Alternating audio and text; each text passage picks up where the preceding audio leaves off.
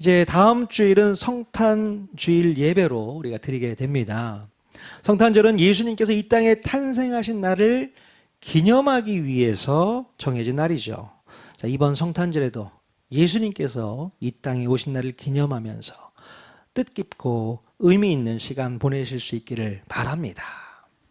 특별히 광고해 드렸던 것처럼 다음 주일 예배 시간에는 조경호 목사님께서 말씀을 전해 주시게 됩니다. 지난주에 제가 이제 목사님과 전화 통화를 하면서 당일에 강원도에서 직접 오신다는 말씀을 듣고 좀 곰곰이 생각해 보게 되었어요.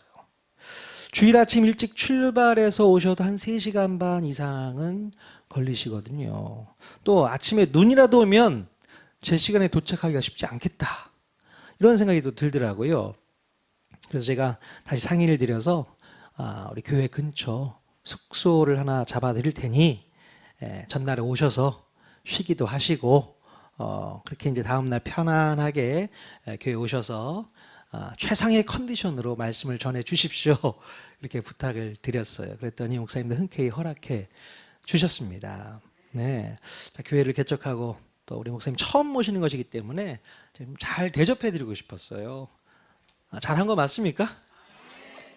네, 아무튼 여러분들 많은 은혜 받으실 수 있길 바라고요. 다음 주에는 특별히 새가족 초청 예배잖아요.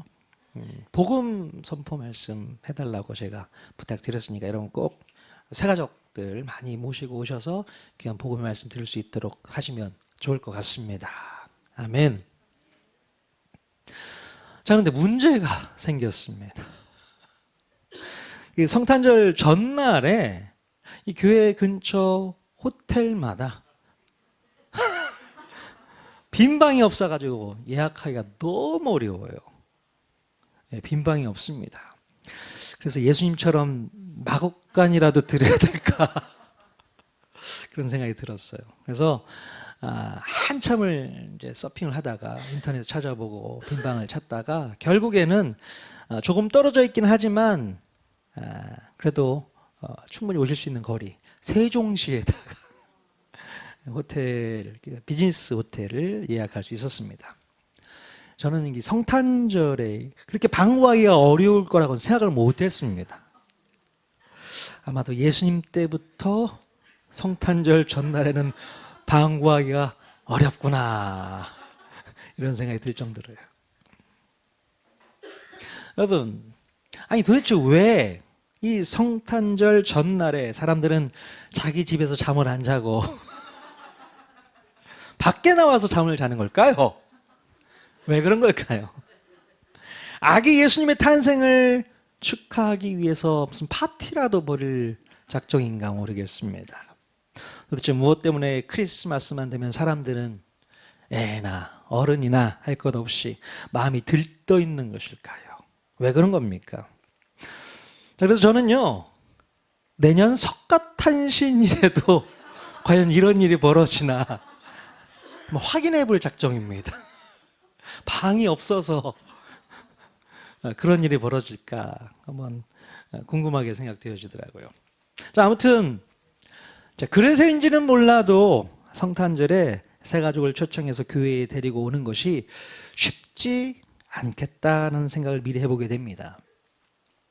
젊은 사람들은요, 이미 스케줄이 전날부터 다 잡혀 있다는 얘기를 제가 듣게 되었어요.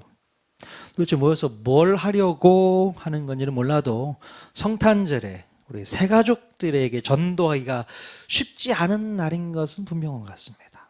다들 약속이 잡혀 있다고들 하죠. 뭔가 핑계거리를 만들려고 하는 거일 수 있으니 속지 마십시오. 거치거치 캐물으셔서 그날 꼭 초청해 오시면 좋겠습니다. 아무튼 이번 한 주 동안 열심히 기도하면서 하나님의 역사를 기대할 수 있기를 바랍니다. 아무리 본인이 여러 가지 계획도 하고 핑계거리를 찾아도요, 하나님께서 딱 정하신 그 시간에 놀라운 역사가 있게 될 줄로 믿습니다. 자기에 의해서, 의지에 의해서 오는 것이 아니에요. 하나님의 역사, 성령님의 붙드심 통해서 신앙생활은 시작되는 거잖아요. 여러분도 그렇게 신앙생활 하셨잖아요. 자, 그것을 믿으시고 하나님께 기도함으로 맡기는 이번 한 주간 될 수 있기를 바랍니다. 자, 여러분. 자, 여러분들의 머릿속에 크리스마스 하면 떠오르는 이미지, 어떤 이미지가 떠오르게 될까요? 당연히 제일 먼저 우리 아기 예수님이 머릿속에 떠올라야 맞지 않을까요? 크리스마스 하면 아기 예수님이 떠올라야 되죠.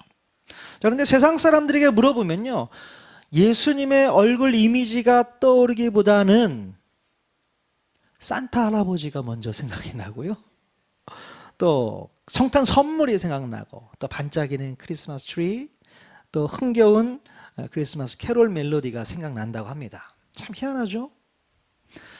저는 석가탄신일 하면 제일 먼저 떠오르는 게 인자하게 미소 짓고 있는 부처님 얼굴이 저는 떠오르던데, 그렇지 않습니까? 여러분은 어떻습니까?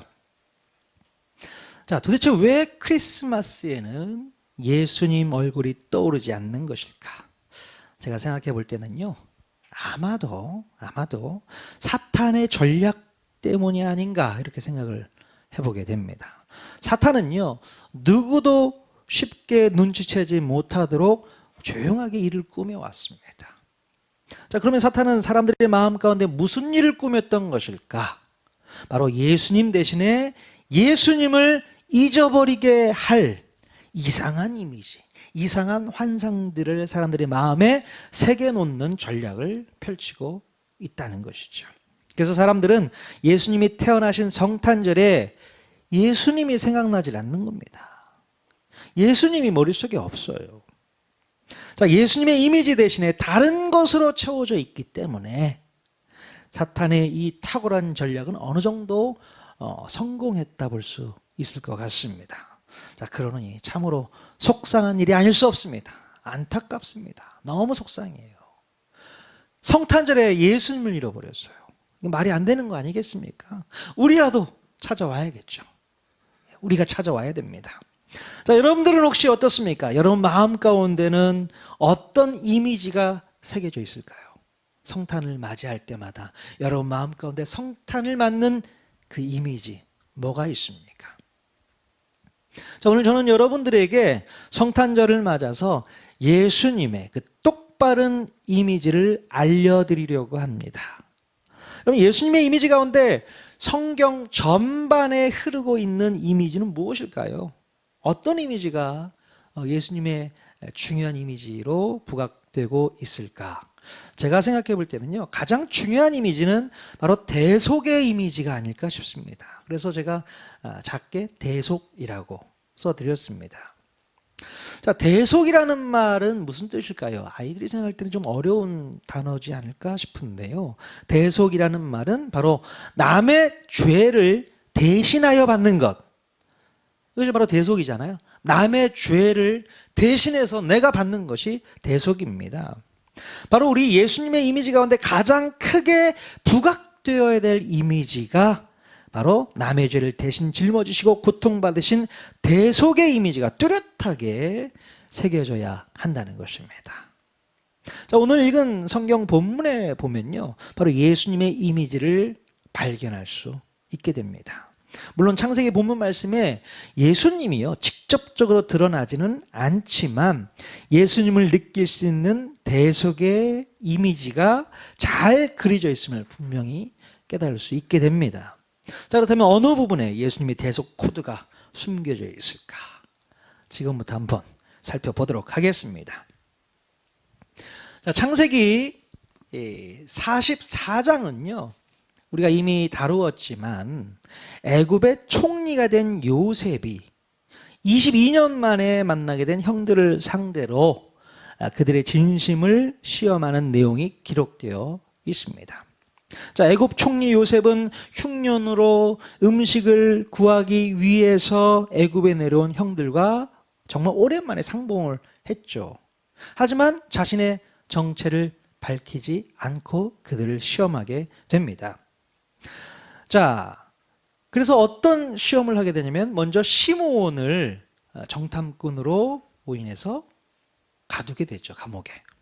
그러면서 가나안 땅에 있는 베냐민, 막내 동생 베냐민을 데리고 오면 내가 너희들이 정탐꾼이 아닌 것을 믿어주겠다라고 얘기합니다. 자, 그러나 이 베냐민을 애굽으로 데려오는 것은 쉬운 일은 결코 아니었어요. 왜 그렇습니까? 왜 그렇습니까? 왜냐하면 아버지 야곱이 베냐민을 놔주지를 않고 있기 때문에 그래요. 오래전에 자기가 사랑하는 아들 요셉을 잃어버렸잖아요. 그리고 나서 베냐민에게 더 집착을 하게 됐잖아요. 그러니 지금 애굽에 시몬이 잡혀 있음에도 불구하고 베냐민을 쉽게 놔주질 않는 겁니다. 아버지, 베냐민 데리고 가야 돼요. 그래야지 시몬도 살릴 수 있고 음식도 더 얻을 수 있습니다. 아무리 아들이 그렇게 요청을 해도 듣지를 않는 거예요. 자, 그러나 그때 넷째 아들 유다가 아버지 야곱을 설득하게 됩니다. 뭐라고 설득하고 있는가? 같이 한번 읽어보도록 하겠습니다. 창세기 43장 8절에서 9절까지 말씀 우리 한 목소리로 같이 읽겠습니다. 시작. 유다가 그의 아버지 이스라엘에게 이르되 저 아이를 나와 함께 보내시면 우리가 곧 가리니 그러면 우리와 아버지와 우린 어린 아이들이 다 살고 죽지 아니하리이다. 내가 그를 위하여 담보가 되오리니 아버지께서 내 손에서 그를 찾으소서. 내가 만일 그를 아버지께 데려다가 아버지 앞에 두지 아니하면 내가 영원히 죄를 지리이다. 네. 유다는요, 아버지를 설득하기 위해서 무엇을 담보로 내놓았다고 했습니까? 유다는요, 자기 자신의 목숨을 담보물로 잡히고 아버지를 설득하게 됩니다. 즉 베냐민을 다시 데려오지 못하면 평생 동안 아버지 앞에 죄인으로 살면서 베냐민에 대한 책임을 지겠다는 비장한 각오를 표현하고 있는 것입니다. 자, 이렇게 해서 유다는 아버지를 설득할 수 있었어요. 그래, 네가 정말 그런 마음이니 내가 베냐민을 놔주겠다. 결국 설득을 해서 이제 베냐민을 데리고 애굽으로 데리고 올 수 있었습니다. 자, 그런데요, 유다가 베냐민을 데리고 애굽에 도착했지만 또 애굽 총리 요셉은 또 다른 이유를 만들어서 베냐민을 데리고 갈 수 없도록 조장하게 됩니다. 그러자 이제 유다는 어떻게 해서든 베냐민을 구하기 위해서 요셉 총리를 앞에 두고 목숨을 건 설득을 하게 됩니다. 자, 그 내용이 얼마나 가슴 절절한지 우리가 또 이 말씀 읽어보도록 하겠습니다. 창세기 44장 30절에서 31절까지 말씀 또 읽겠습니다. 시작. 아버지의 생명과 아이의 생명이 서로 하나로 묶여 있거늘 이제 내가 주의 종 우리 아버지에게 돌아갈 때에 아이가 우리와 함께 가지 아니하면 아버지가 아이의 없음을 보고 죽으리니 이같이 되면 종들의 주의 종 우리 아버지가 흰 머리로 슬퍼하며 수올로 내려가게 함이니이다. 네, 유다가요 얼마나 마음이 절절하게 그 총리에게 설득을 하고 있는지 한번 보십시오. 저는요 이 대목이 성경 전체를 관통하는 핵심이라고 생각합니다. 이 본문을 자세히 읽어보면 유다의 이 간절한 설득은 마치 우리 예수님의 마음을 느낄 수 있을 정도의 말씀이라는 거예요. 유다는요 아버지의 생명과 아이의 생명이 하나로 묶여 있기 때문에 아버지에게로 돌아갈 때에 반드시 이 아이를 데리고 돌아가야 한다고 주장을 하잖아요. 바로 이 유다의 주장은 마치 우리 예수님께서 나중에 하늘나라로 승천하시기 전에 죄인된 인간을 반드시 하나님께로 인도해야 한다는 말씀과 연결할 수 있습니다. 예수님께서 이 땅에 오신 목적을 바로 유다의 이 연설을 통해서 발견할 수 있게 되는 것입니다. 그냥 돌아갈 수 없습니다.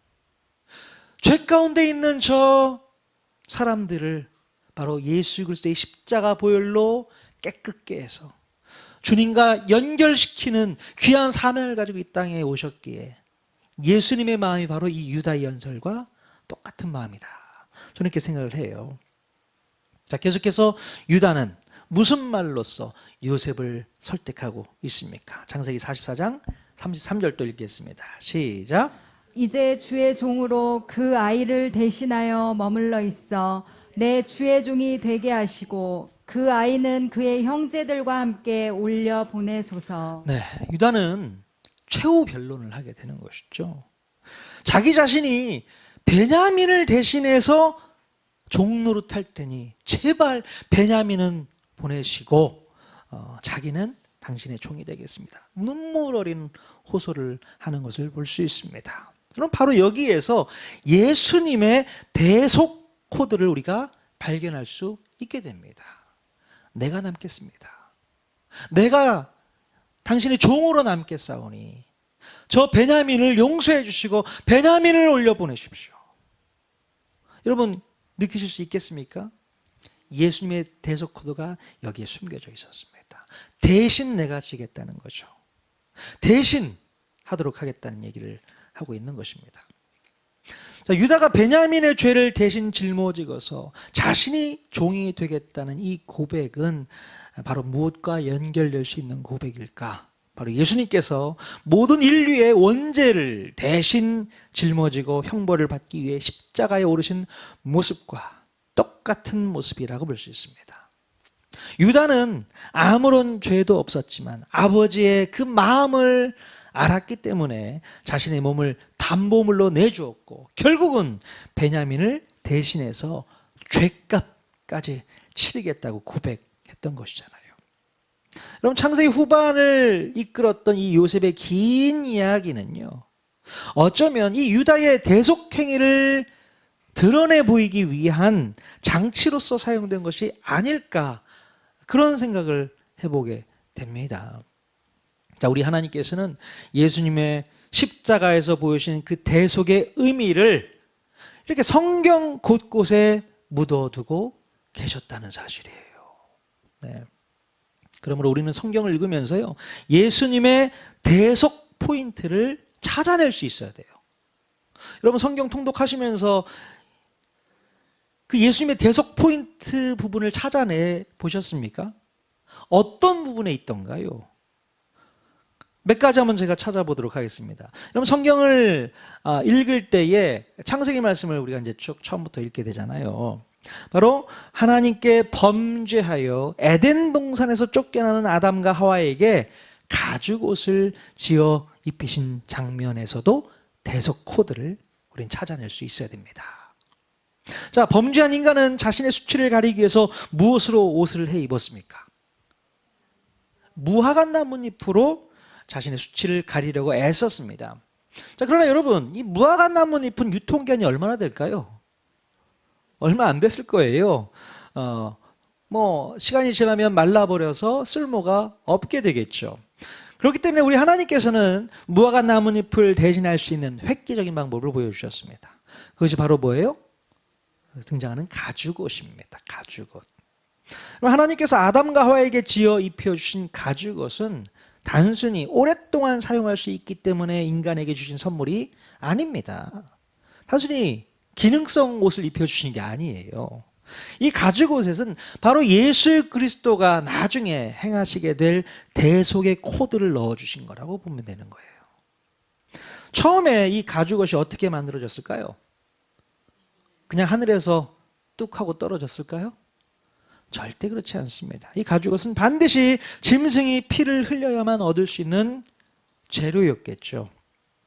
하나님께서는 아담과 하와에게 이 가죽옷을 입혀주시기 위해서 짐승의 피를 흘려서 인간의 수치를 대신 가릴 수 있게 해 주셨다는 겁니다. 바로 그 짐승이 대속한 거예요. 인간의 수치를 가릴 수 있도록 대속해 주셨다. 알고 계셨습니까? 네. 가죽옷의 비밀. 그냥 읽고 넘어가서는 안 됩니다. 나중에 또 보면 노아 홍수 심판이 있는 거 아시죠? 홍수 심판이 끝난 다음에 다시는 너희들에게 물로 멸망하지 않을 거야 라는 약속으로 뭘 보여주셨습니까? 무지개를 하늘에 걸어 놓으셨잖아요. 자, 이 무지개의 모습은 뭐라고 했어요? 뭘 형상화했다고 했죠? 보우, 레인보우. 보우가 뭡니까? 활. 다 잊어버리신 거예요. 활 모양이라고 했잖아요. 자, 활 모양이 어디를 향하고 있습니까? 하늘을 향하고 있잖아요. 뭘 얘기하는 걸까요? 너희들이 다시 죄를 짓는 일이 있으면 그 다음에는 내가 죽을 거야. 활 모양이 어디를 향하고 있다고요? 하늘로. 너희들이 죄를 짓게 되면 내가 너희들을 위해서 대신 죽을 거야. 그 얘기를 거기에 또 걸어놓고 계신 거죠. 찾으셨습니까? 대속 코드가 또 여기도 있는 거죠. 자, 창세기 22장에서도 보면요, 아브라함의 이 모리아산 번제 이야기가 또 나옵니다. 아들 이삭을 번제로 바치라는 그 어려운 시험에서 아브라함은 끝까지 순종을 해내죠. 그래서 결국 이삭을 번제로 바치는 대신에 하나님께서 무엇을 예배해 주셨습니까? 번제를 대신할 수 있는 순양을 준비해 주셨습니다. 자, 여기에서도 예수님의 대속 코드를 우리가 발견할 수 있게 됩니다. 대신 이삭 대신에 번제로 바쳐질 순양을 준비해 주셨다는 거죠. 곳곳마다 예수님의 대속 코드가 성경 전반으로 흐르고 있다는 것을 여러분 꼭 기억하셔야 됩니다. 하나 더 알려드릴게요. 그럼 구약 성경의 룻기에서도 보면 예수님의 대속 코드를 우리가 발견할 수 있게 됩니다. 자, 여러분이 알고 계신 룻기의 내용은 어떤 내용입니까? 단순히 그냥 늙은 어머니를 끝까지 잘 섬기면 나중에 큰 복을 받게 된다는 그런 마음 따뜻한 훈훈한 이야기의 내용으로만 알고 계십니까? 물론 그것도 틀린 말은 아니겠지만 룻기에게는요 더 깊은 내용을 포함하고 있다는 것을 꼭 기억하셔야 됩니다. 자, 하나님께서는요 이 룻기를 기록하시면서 그 이야기 속에 예수님의 대속 코드를 넣어주셨다는 거죠. 발견해내야 돼요. 자, 제사장 나라의 법을 사적으로 유용했던 나오미의 이 가정은요 10년 만에 쫄딱 망해서 결국 모압 이민 생활을 마치고 고향으로 돌아오게 됩니다. 하지만 고향을 떠나기 전에 가지고 있던 모든 땅을 다 팔아버렸기 때문에요 농사를 지을 땅이 없었던 나오미에게는 아무런 소망이 없었습니다. 왜냐하면 희년이 되려면 아직 시간이 더 오래 남아있기 때문에 희년이 되면 땅을 다시 되찾을 수 있잖아요. 근데 희년이 될 때까지는 시간이 오래 걸려. 그때까지는 뭘 먹고 살아야 될지 모르겠는 거죠. 자, 그러나 마지막 희망을 안고 나오미는 기업물을 자의 법을 이용하기로 마음을 먹습니다. 기업물을 자의 법. 그래서 자기 며느리 룻을 자기의 친척이자 그 지역의 유지였던 보아스에게 밀어넣게 됩니다. 여러분 그때 당시 기업물을 자의 법이란 무슨 법을 의미했던 것일까요? 기업물을 자의 법. 자, 가까운 친족 중에서 어떤 계기로 인해서 기업 또는 재산이라고 할 수 있는데 그 땅을 잃어버렸을 경우에 그 친족을 대신해서 그 기업을 되찾아주는 법이라고 말할 수 있습니다. 자, 물론 이 법은 많은 희생과 헌신이 수반되는 법이라고 할 수 있습니다. 자, 그래서 웬만하면 친인척들이 손해보는 장사를 하지 않기 위해서 자기에게 맡겨진 권리와 의미를 포기하기가 다반수예요. 나 그냥 포기할래. 그 법 안 지킬 거야. 그렇게 내려놓는 거죠. 자, 그러나 룻기에 등장하는 이 베들레헴의 누굽니까? 보아스. 이 보아스는요 기업을 잃은 나오미 가문을 위해서 큰 희생을 대신 치러주면서까지 제사장 나라 법을 성실하게 이행하게 됩니다. 즉 큰 돈을 들여서요 나오미가 잃어버렸던 땅을 다시 사서 되돌려주고 또 룻을 통해서 가문을 이어갈 수 있도록 자식을 낳아주기까지 하게 되죠. 자, 그래서 이런 희생과 헌신을 대신 감당해준 보아스는 하나님의 놀라운 축복을 얻게 되는 것을 볼 수 있게 됩니다. 여러분 남의 일이라고 이렇게 그냥 감동 없이 들으시면 안 돼요. 이 보아스는요 정말 힘든 결정을 한 겁니다. 아니 저 사람을 위해서 아니 비록 친인척이긴 하지만 그 법을 따라야 할 이유는 없었어요. 내 재산이 완전히 손해가 나는 상황인데 바로 하나님의 법, 제사장 나라의 법을 성실하게 이행하겠다는 마음에 감동이 있었기 때문에 자기 돈을 들여서라도 그 땅을 되찾아주는 거죠. 대신 찾아준다. 이게 바로 기업 모를 자의 법입니다. 자, 여기에 바로 뭐가 숨어 있다고요? 예수 그리스도의 대속 코드가 또 숨어 있는 것입니다. 대신 찾아온다. 예, 대신 희생을 당한다는 것이죠. 자, 그래서 이 보아스의 후손들 가운데 누가 태어나는 영광을 얻게 됩니까? 많은 사람들이 존경하는 다윗이 왕으로 태어나게 되고요. 또 메시아 대신 예수 그리스도가 천년 후에 그의 후손으로 태어나게 되는 영광을 누릴 수 있게 됩니다. 예. 바로 여기에 놀라운 대속의 코드가 숨겨져 있는 것을 기억해야 됩니다.